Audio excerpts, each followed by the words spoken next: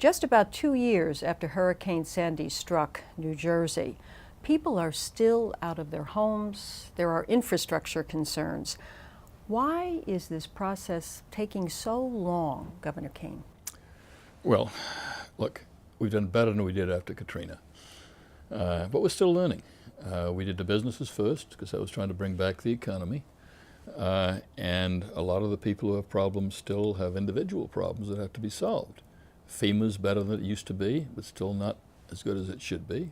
The governor did some right things, particularly in his alliance with the federal government and his closeness with Obama. Got a lot of things done that might not have been done otherwise. So I think we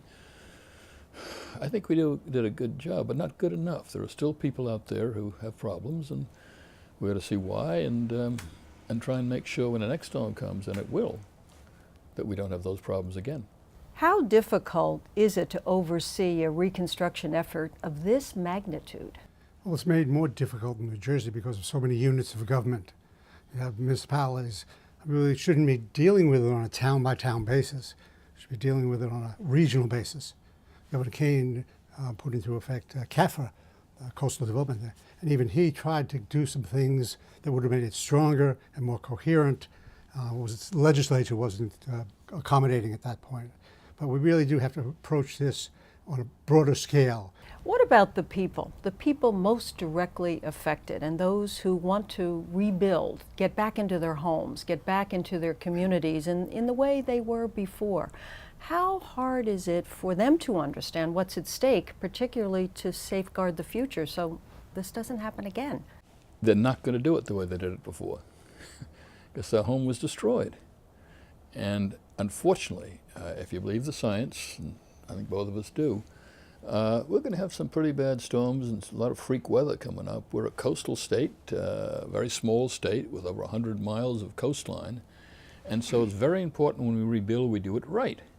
And if the experts say you got to have stilts, then you got to have stilts. You may not want stilts, but you got to have stilts. If you say you got to have berms or you got to have whatever, you've got to have those things because we cannot have this kind of destruction again. And one of the ways you prevent it is by building right. And the people I know want to build it exactly the way they did before. You just can't do that without putting yourself in the same kind of danger. We want to do it, but we want to do it better, and it entails not only structure, but maybe where you should be building. I mean, New Jersey, talking about the science, New Jersey is somewhat unique in some respects. The U.S.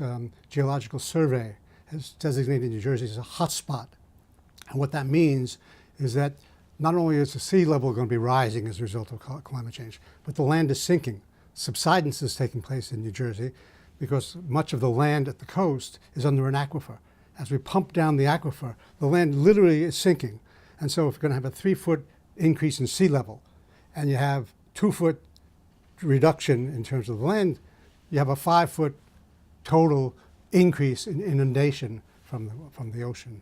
Are we doing our best as a state to get the most out of the science that's out there today in terms of sea level rise and climate change to plan for the future? So in case disaster, as you indicated, Governor Kean, will strike again, we're in a much better position. If we don't look now and say, what's it going to be like in 10 years? What's it going to be like in 25 years? Plan for our children and do it now.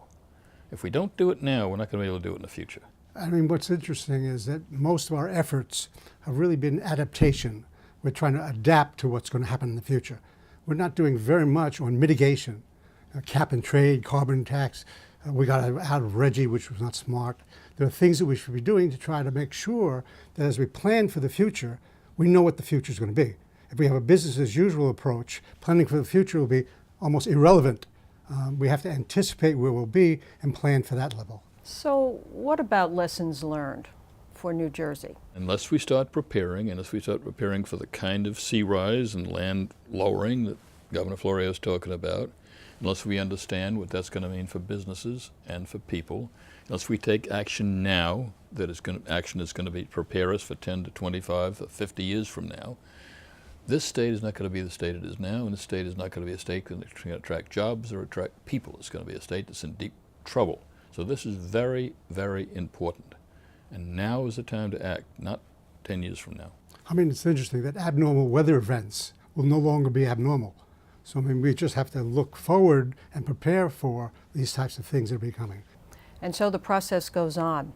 Governors Kean and Florio, thank you very much for sharing your perspective on this very important issue for our state. Thank you.